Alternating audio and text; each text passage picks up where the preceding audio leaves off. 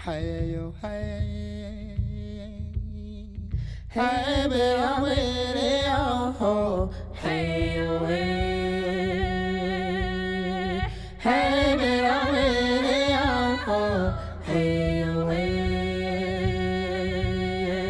hey yo hey, hey be a way yo, hey yo hey yo. Remember me, when the sun comes up in the morning sky, there I will be, soaring with the eagle so high, feeling free. Remember me, down the road, hand in hand, you and me. Hello, hey,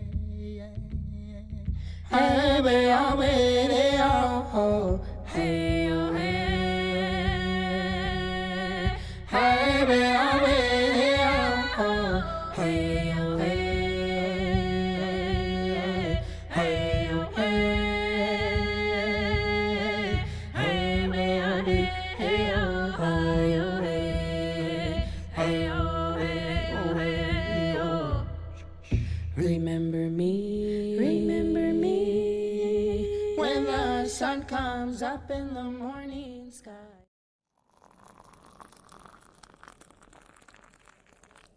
So hello and welcome to Domytriesthis. Welcome to our Missing Murdered Indigenous Women Monday, where we focus on one of the many women who are Indigenous women who are missing in the United States. I have thought about expanding to Canada, but we'll have to see how that goes. More than 5,000 Native American women are classified as missing according to recent data from the National Crime Information Center, including today's person, Rita Janelle Papakee. So today we're going to be going back and forth between the Nomad Fuji and the Nomad 10th Anniversary Berlin Underground. The only reason I bring this up, because you know I try not to normally talk about what I'm using, but the only reason I bring this up now is this palette, the Berlin 10th Anniversary Berlin Underground, is apparently low on stock, and they have no plans to bring it back anytime soon. So once it's gone, it's gone. If you have been interested in purchasing it, now is the time. But we will be shuffling back and forth between these two, and we will start with this. We will start with the Fuji. Anyway, so Rita Janelle Papakee, born June 1, 1973. She has been missing since January 16th, 2015, from the Meskwaki? I am probably butchering that, and I apologize. Indian settlement in Iowa. She is Meskwaki, the Meskwaki. I hate that I don't know how to pronounce that. Meskwaki Nation of Sac and Fox tribes. Rita is a mother of 4. I don't have much on her childhood. She was struggling with a substance abuse at the time of her disappearance. And she had been known to sometimes drop out of sight for as long as a couple months at a time. However, she never completely lost touch with her 4 children. And she has never been gone for this long. When the family reported her, she had never been gone. I guess she'd been missing for a little over a month. And she had never been missing that long, according to the family. Whew. That is some greens, baby. As I noted, she had 4 children, and she always made sure to take care of her family and was a great mother to her kids. She loved to bake. Snickerdoodle cake was her favorite. specialty. I like snickerdoodle. A woman after my own heart. And she liked to go all out when celebrating the holidays. She was always searching for pumpkins at Halloween, planning New Year's parties for them, all the things that, a very devoted parent would do. It is her laugh and her sense of humor that Papakee's family remembers the most. Whenever I had to take her somewhere, all we did was laugh till I got a real bad stomach ache. That was from her mother, Iris Roberts. Iris says that her daughter was in and out of treatment for her alcohol use. So we all know that is a real tough one for a lot of people to deal with and combat. And unfortunately, a lot of people just don't make it through the rehab process and stay off. And we know, too, from statistics that alcohol abuse is a big problem, or has been a big problem for the tribes, at least in the past. A lot having to do with a lot of the treatment that they received from the United States, lack of jobs, the conditions on reservations, and they were seen as prone to be alcoholics, which is not the case. They were just put in situations where that was a big part of how they dealt with where they were living.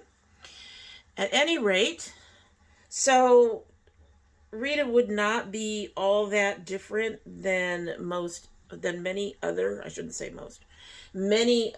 tribal members who also had to deal with the alcoholism and all of that entailed.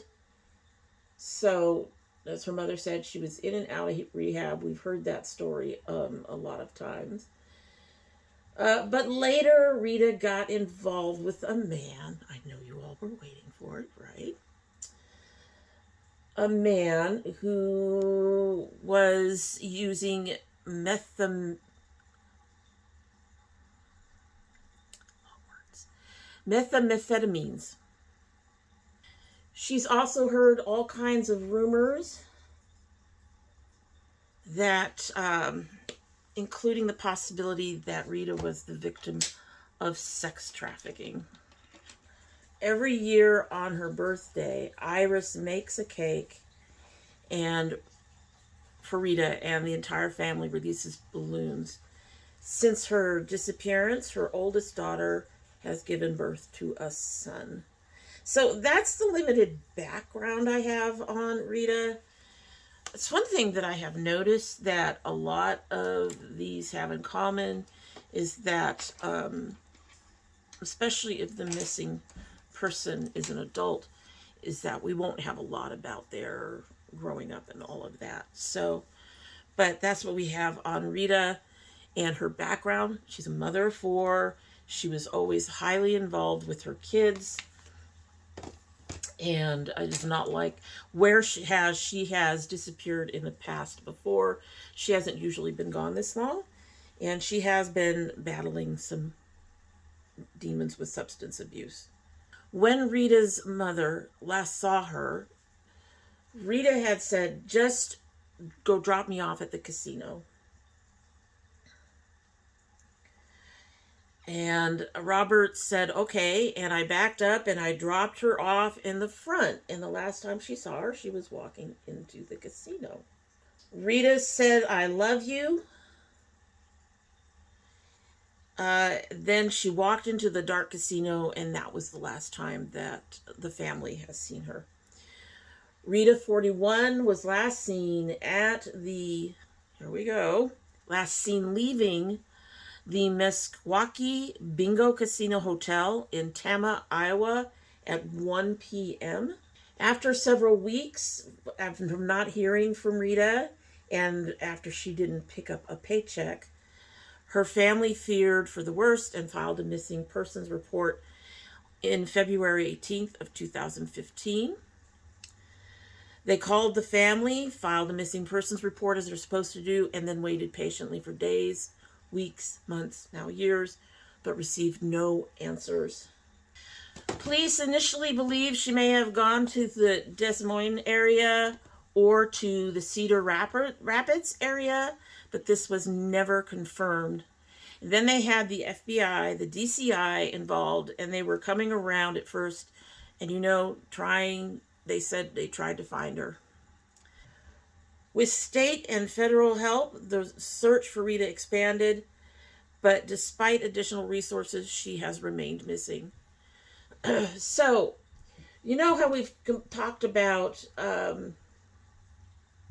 one of the big issues is jurisdiction. And I really should have looked into this before, but I didn't. And it actually came up into why there can be such jurisdictional issues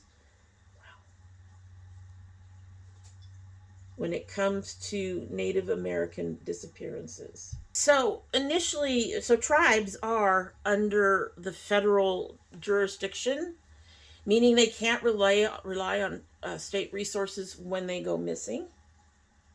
And federal resources can be stretched so thin, and I can only imagine that that's worse now.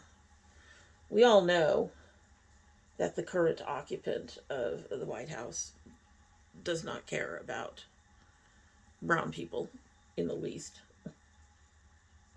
Not even remotely.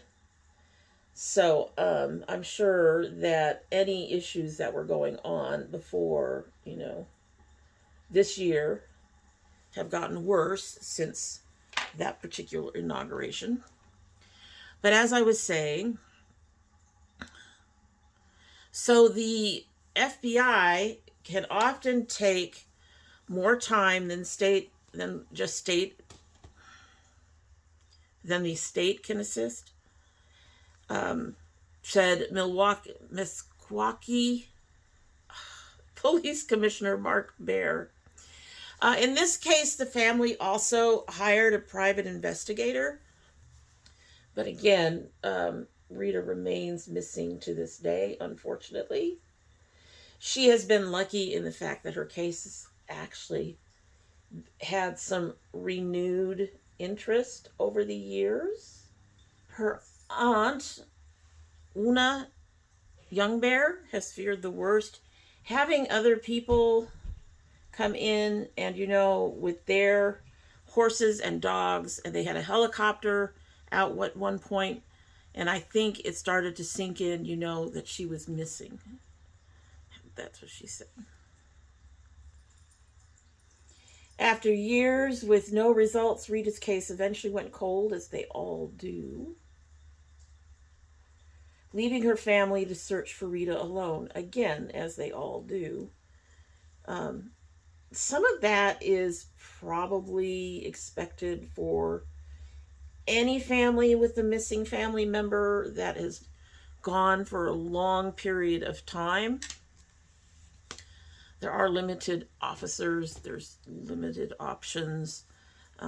They have to use their resources, and once you get to the point where it's a cold case, you might have a cold case team that can look at it, but in general, they have to move on to more active and more immediate cases. It does sound like that in Rita's case that there was actually a concerted effort to try to find her, unlike some of our previous cases where it seems like law enforcement kind of dragged their feet and took time getting involved. And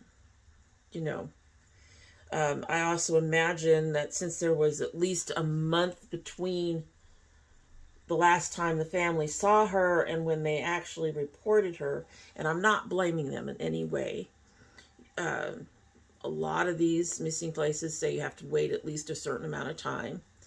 And a lot of times officers will say, well, they're an adult. You need to wait a little bit longer because we don't know. They're an adult. It's actually kind of a conundrum, I think, because on the one hand, you're told they're adults. You have to wait a certain amount of time before you can, even with I think with kids, you can report them missing within the 24 hours, like before the 24 hours. But with adults, you have to wait at least 24 to 48 hours. And sometimes when you wait a long time, when you have somebody who does tend to disappear for a week or two or a day or whatever, so you wait a little longer because they could be back at another time. But when you do that, you risk losing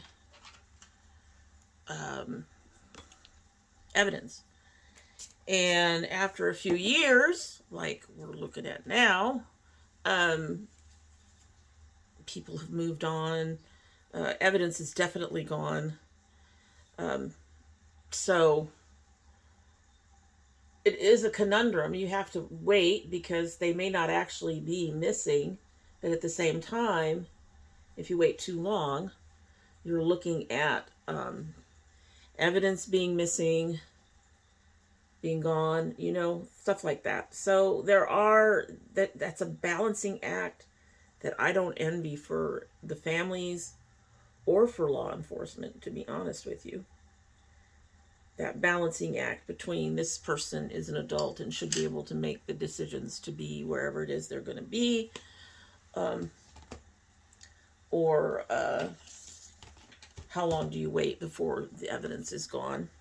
But as we've also seen, with immediate reporting doesn't necessarily come any better results and or evidence. I mean, we have one child who basically disappeared out a window and they got nothing. One of Rita's sons used to bring stuff home all the time, and he would say, put it away. When my mom comes back, we'll show her. Iris said, but then eventually even that quit. So the children have had to grow up over the years without their mom. 7 years later, in November of 2022, the Bureau of Indian Affairs told the family of its intention to revisit Rita's case, which I find interesting because none of the other cases that we've looked at have we seen this contact of, hey, we're going to look at this again. And you have to wonder if something triggered that. I said, well, at least somebody is showing an interest. Somebody's, stepping forward and trying to find her. But unfortunately, it had the same results as before. No information, nothing. I feel so bad for these families. I really, really do. Later on, they would tell me they were looking around and they brought dogs and were going over new places, but they said they didn't find anything. It's been 7 years. I mean, we're talking about that space and time, like I said, where you have to consider that the evidence is gone. After 7 years, what's going to be left there? I mean, I guess after a couple of years, they did find that one girl's shirt and her have to repair and her tennis shoes. But again, you're talking about a long time where evidence moves, people move, people die, things happen. That's a long time to be trying to find evidence, especially with dogs. I mean, how long does your scent last? Can't last that long. 7 years? It sounds almost like they may have had somebody say that they saw her recently, but they didn't tell the family that. Otherwise, why dogs? Anyway, the Roberts family has heard rumors around the settlement about what may have happened to Rita, but nothing has been confirmed. No matter what has happened to Rita, her mother simply wants answers and closure and a chance to properly say goodbye. There's still some things that we need to do for her with our customs and our culture. My brother said we can't do it until we find her, and then we can do what we need to do, but she's got to be found. 2 years later, in 2024, the Meskwaki Nation Police Department said it spent 5 days searching in a new potential areas of interest in 2024, but the case remains unsolved. In January of this year, how's that for a more recent update? Authorities released new info and arrested a man for another case that may have been related to Rita's case. Rita was seen with her half-sister at the casino on January 16th, and neighbors claimed to have seen her walking away from someone's residence later that evening. It was cold and snowing that night. And neighbors say Rita appeared angry. A witness says someone in a dark pickup truck approached her, and that the next day she was seen at his house. The unidentified man is the prime suspect in Rita's case. Police believe he, along with 2 other men, were seen hiding evidence, including Rita's body. Several searches were done in the area, but her body was not found. And polygraph results from the men were determined to be inconclusive. One of the 3 has since stopped cooperating with investigators. It is unusual for us to get a 2025 update. The men's names have not been released, near as I can tell. But are we surprised? But it's been involved in almost every case that we've talked about. And I bet you men have even been involved in the 1 or 2 cases where they weren't mentioned. For now, there are annual walks in Rita's honor, and there is an organization called Rise. I tried to find this organization, but I haven't found it yet. If I do find a link for it, I will link it down below. But this organization was formed to help track violence against Indigenous women. And the family has been involved with that. So both Rise and the community is funding an award of $100,000 for anyone who could give authorities information leading to Rita's location. Over the years, multiple searches of the 20 square mile settlement have come up empty. Chief Molitor said he is working closely with the FBI. But again, we are looking at that limited resources and having to, pay more attention to more immediate cases. Not those that have been declared cold. Which is unfortunate, but you can get that they do have to kind of, if they can hopefully save somebody who was recently gone missing, it's a risk to not just go ahead and do that to work on a cold case. And I get that completely. But it's got to be absolutely heart-wrenching for the families when those resources get diverted. Chief Molitor said he is working closely with the FBI on the case. There have been a handful of tips and leads, but nothing tangible. Numerous extensive searches of the area in Iowa have taken place over the course of the investigation, and DNA samples have been submitted as well. All right, I am going to go ahead and go finish up my face, and then we'll give you the details. This is an interesting look so far. We'll give you the details and all of the contact numbers. This one has a lot of contact numbers. a lot more than usual. But we're going to go ahead and I'm going to go ahead and finish my face, and then we will give you all of the other information. Alrighty, so Rita is 5'3" and between 170 and 200 pounds, at least when they were last saw her. She has long brown hair and brown eyes. Near as I can tell, there were no other distinguishing marks. It's quite possible she has pierced ears. Most people have been getting their ears pierced, so that's a possibility. That's a guess on my part. There is no confirmation. You can contact a whole bunch of people if you have any info about Rita. You can contact the Tama County Dispatch at 641-484-3760.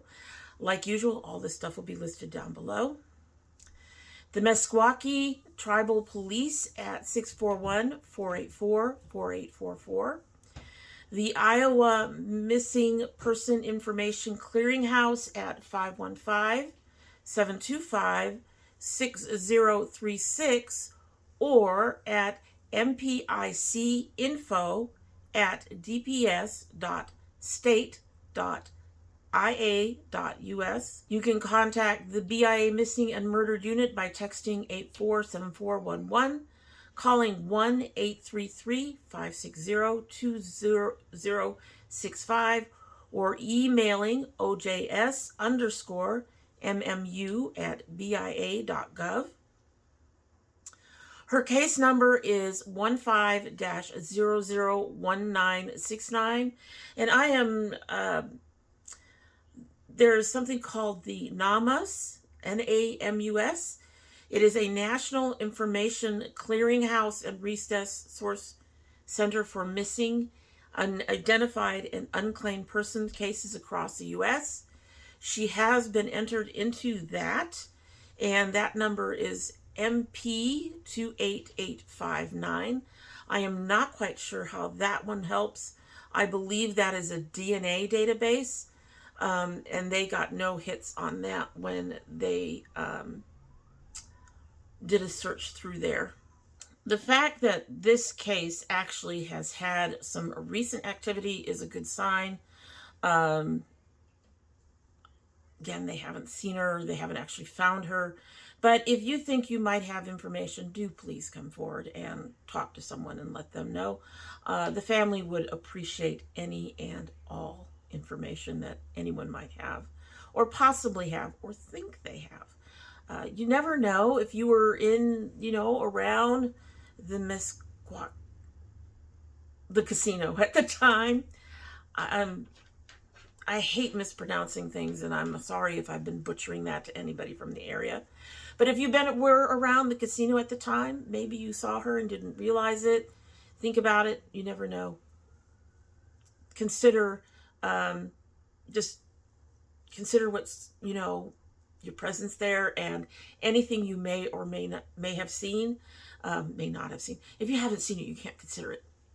At any rate, the purpose with these videos is to try to get information out there, and hopefully, maybe when you share and like and subscribe, especially the sharing part, maybe somebody out there will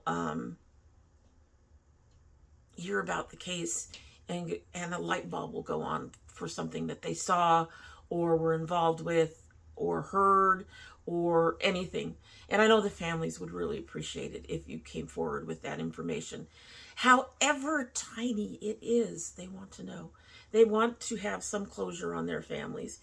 And it is kind of sad that this family is pretty certain that she's gone, as in dead. And they just want to,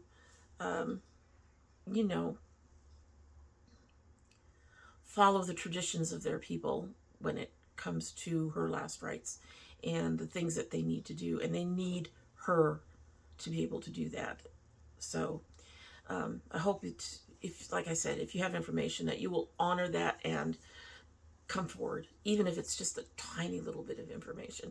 Even if you can just say, yeah, she was talking to this person, and this is what I remember him looking like, or whatever, something, anything, just the tiniest little bit can help. All right, so that is it for the day. And like I said, I hope you will do all the YouTube things to help us out around here. But not just us, but also get the information out there to help the families. I am thinking, we've been really lucky, and these first 7 or 8 cases that we've covered, we've actually been able to find some decent information about. But I know there's a lot, and they've all had some coverage in the news at some point. But I know that there are a lot of cases that haven't, and I am considering going down and picking up like 3 or 4 for our next one, and highlighting different small cases where they don't have all that information. And so that one might take me a little longer to get to, because I have to make sure to look up everything I possibly can on each person, and make sure I have all the right details about what little bit I can get on who they were and how they went missing and all of that stuff. So, and if they're in more than one database, because I suspect some of them are only in 1 or 2 databases. The list is long. The list on the government sites, they have notes on them saying that they may not be up to date. From what I've seen, though, they don't get updated much anyway. And it's kind of concerning right now, because even though it's concerning because it's a little more difficult right now. The website is, the government websites aren't being updated. The federal government websites aren't being updated. But those Indigenous women and girls are still going missing. And then on top of that, you have the, I see conditions out there with a lot of people getting lost in those conditions. And so I'm sure right now that there is just an explosion of missing people. And so I suspect things are going to be a little harder in the future for some of this, unfortunately. And I grieve for all the families that are dealing with that as well. And I'm very angry for them. I'm very upset with what's going on. But that can end up being a cover for so many things. And so I want all of my brown people in particular to be very careful out there, please. Alrighty, so that is it for the night. And as you all know, I love my girls. I love my dragonettes. And I hope you have a good one.